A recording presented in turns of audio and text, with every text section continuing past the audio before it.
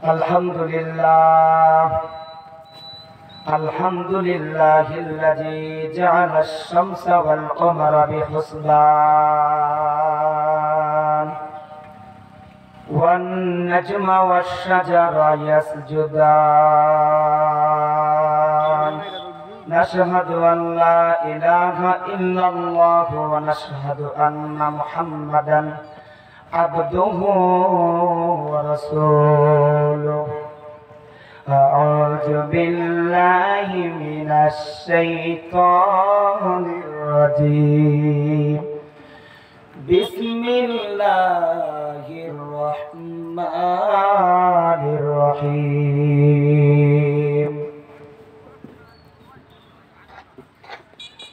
আলহামদুলিল্লাহি রাব্বিল আলামিন আর-রহমানির রহিম মালিকি ইয়াউমিদ্দিন ইয়্যাকা না'বুদু ওয়া ইয়্যাকা নাস্তাঈন ইহদিনাস সিরাতাল মুস্তাকিম أقول عليه الصلاة والسلام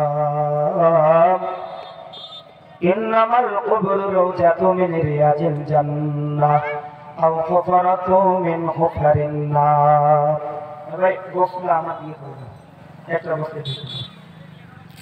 হাজার ব্যথা বেদনার পরে ফিরে আসনি তুমি আপন ঘরে দিনের আলো তুমি ছড়িয়ে দিয়ে চলে গেলে মদিনায় মক্কা ছেড়ে হে রাসূল তোমাকে ভুলিব আমি কেমন করে খেয়ে না খেয়ে দিন প্রচারের কাজে নিজেকে দিয়ে ছবি নিয়ে এই ফিরি কাফিরেরা চিনল না এ আলো দুষ্ট ছেলেদের পিছু দিল লেলিয়ে পাথরের ঘাটে কত বিক্ষত হয়ে সাদা শরীর থেকে রক্ত ঝরে হে রাসূল তোমাকে ভুলিব আমি কেমন করে হেরার গুহায় তোমারই ধ্যান আসমান থেকে নামে আল কোরআন ভাঙলো সবার ভুল তোমারই তরে আসলো কোরআনের ছায়া তোলে খালি তোমার আলী আবু বকর ইসলামের ঝান্ডা নীল যে তুলে আল আমিন তুমি সিলেটের সওদায় সকল মানুষের ধরে হে রাসূল তোমাকে ভুলিব আমি কেমন করে আলহামদুলিল্লাহ আলহামদুলিল্লাহ সমস্ত প্রশংসা সেই মহান রব্বুল আলামিনের জন্য যে মহান রব্বুল আলামিন এই মনোরম সুন্দর একটা পরিবেশে জান্নাতের বাগানে আসার এবং বসার তৌফিক দান করেছেন সেই মহান আল্লাহ তাআলার দরবারে শুকরিয়া জ্ঞাপন করছি সকলে বলছি আলহামদুলিল্লাহ লক্ষ কোটি দরুদ ও সালাম বর্ষিত হোক আমাদের সকলেরই নবী শেষ নবী জনাবি মুহাম্মদুর রাসূলুল্লাহ সাল্লাল্লাহু আলাইহি ওয়াসাল্লাম দিনাজপুর জেলা ঐতিহ্যবাহী বিরল থানা বালান্দুর জলপাড়া আলোরপথ সমাজ কল্যাণ সংগঠনের উদ্যোগে মসজিদ উন্নয়ন করতে তাফসীরুল কোরআন মাহফিল আজকের মাহফিলের সম্মানিত সভাপতি সাহেব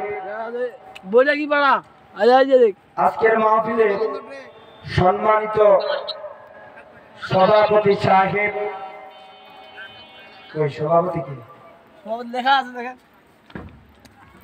জনাব মোহাম্মদ শহীদুর রহমান সাইদুল সাহেব আজকের মাহফিলের প্রধান মেহমান আমার প্রিয় বন্ধু দিনাজপুরের গৌরব হারুনুর রশিদ সাহেব দ্বিতীয় বক্তা আমার কলিজার বন্ধু ফিরোজ কবির ভাই আল্লাহ দুই ভাইকে দিনের পথে ইসলামের পথে কবুল করুক বলেন আমিন আমার প্রিয় ভাইরা ভূমিকার দিকে না গিয়ে সরাসরি কোরআন থেকে আলোচনা করব। আমি যেহেতু আপনাদের কোরআনের মাহফিলে আল্লাহ কবুল করছেন, আমি আপনাদেরকে আজকে কিছু না কিছু মেসেজ দিব এবং কিছু না কিছু উপকার করেই যাবই যাব ইনশাআল্লাহ। আল্লাহ যদি আমাকে তৌফিক দান করেন, বলেন আমিন। সম্মানিত হাজিরিন, আমি আপনাদের সামনে কোরআনুল কারীম থেকে এমন একটি আজকে সূরা তেলাওয়াত করেছি। এই সূরাটি এমন কোন লোক নাই যে এই সূরাটি জানে না, ঠিক কি না? সূরাতুল ফাতিহা। সূরার নাম কি? সূরার নামটি কি? ফাতিহা। এই সূরাটি যে কোনো কাজে সূরা ফাতিহা, যে কোনো সালাতে সূরা ফাতিহা পড়তে হয়। আল্লাহর নবী বলেন, লা সালাতা লিমান ইয়ালাম বিফাতিহাতিল কিতাব।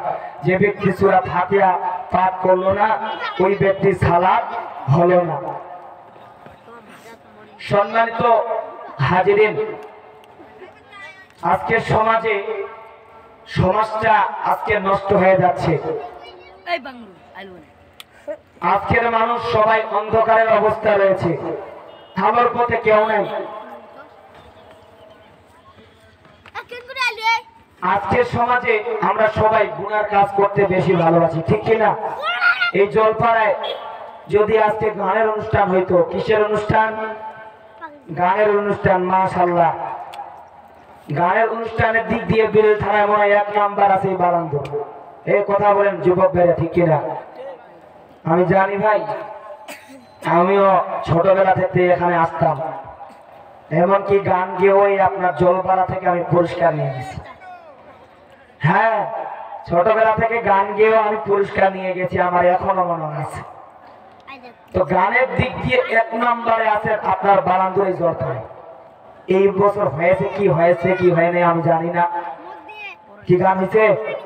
গান হয় না এবার মাহফিল হয়েছে। মাশাআল্লাহ, খুব ভালো কাজ। আমার প্রিয় যুবক ভাইরা খুব ভালো কাজ করছে, আলহামদুলিল্লাহ। হে যুবক ভাইরা, জলপাড়া যুবক ভাইরা, তোমাদের বিনীত অনুরোধ করছি, আমি একজন যুবক, তুমি একজন যুবক, খবরদার গান বাজনা কেউ করবেন না, কোরআনের মাহফিল করবেন, ভালো কাজ করবেন, তাহলে আপনার দুনিয়াতে ফায়দা, ইহকালে ফায়দা, পরকালেও ফায়দা হবে। আল্লাহ নবী সেই বুখারীতে মধ্যে বলেন, হে আদম সন্তান, দুনিয়াতে কাল কিয়ামতের ময়দানে আদম সন্তান 5টি প্রশ্নের উত্তর না দেওয়া পর্যন্ত সামনে 1 চুল আগাইতে পারবে না। কয়টি প্রশ্ন? 5টি প্রশ্নের উত্তর না দেওয়া পর্যন্ত আদম সন্তান সামনে আগাইতেও পারবে না। 1 নাম্বার, তোমাকে আল্লাহ রাব্বুল আলামিন 60 বছরের একটা জিন্দেগি দিল। কত বছর? 60 বছরের একটি হায়াত দিল। এই হায়াতটি কিভাবে তোমার অতিবাহিত হয়েছে এর হিসাব দে। কে বলবে? আল্লাহ। আমার ভাইরা, গভীর মনোযোগ, কোনো দিকে নজর নাই, দিনের কানটা লাগে কথাগুলো শোনা চাই। কাল কিয়ামতের কঠিন ময়দানে আদম সন্তান 5টি প্রশ্নের উত্তর না দেওয়া পর্যন্ত সামনে যাবে না। 1 নম্বর, আদম সন্তান লম্বা একটা হায়াত পেয়েছিল, জিন্দেগি পেয়েছিল। এই হায়াতটা তুমি কি কাজে ব্যবহার করেছে, কিভাবে অতিবাহিত হয়েছে তার হিসাব দাও। 2 নম্বর, যুবক ভাইরা আমার, দিনের কানটা লাগে কথাগুলো শোনা চাই। 2 নম্বর কথা হইল, যৌবন কালটা তোমার কিভাবে অতিবাহিত হয়েছে তার হিসাব দে। যৌবন কালটা মোবাইলে, ফেসবুকে, ইউটিউবে, টিকটকে, পাবজিতে, ফায়ার ফাইটার, কি বলতেছে, ফায়ার এগুলোতে তোমার এভাবে অতিবাহিত হয়ে গেছে। এ জবা তোর হিসাবটা আগে দে। যৌবন কালের হিসাব আল্লাহ নেবেন। 3 নম্বর কথা হইল, এত সম্পদ তোমার কোথা থেকে আসলো তার হিসাব দাও। 4 নম্বর, এত ধন সম্পদ, টাকা পয়সা থাকার পরও কতটুক দান সদকা করেছ হিসাব দাও যুবক। 5 নম্বর হইল, এত কিছু ইলম শিখেছ, কি পরিমাণ নিজে আমল করেছ এবং মানুষকে জানাইছ। আমার ভাইরা, বলছিলাম সূরাতুল ফাতিহা তাফসীর করব, সংক্ষিপ্তভাবে মনোযোগ সহকারে শুনবেন। এই সূরাটির বেশ কয়েকটি নাম রয়েছে। সূরাতুল ফাতিহা, এই সূরাটির আরেকটি নাম রয়েছে উম্মুল কুরআন। কি নাম? উম্মুল কুরআন, মানে সমস্ত কোরআনের মা। সমস্ত কোরআনের এই সূরাটি মা। এই সূরাটির আরেকটি নাম রয়েছে সূরাতুশ শিফা।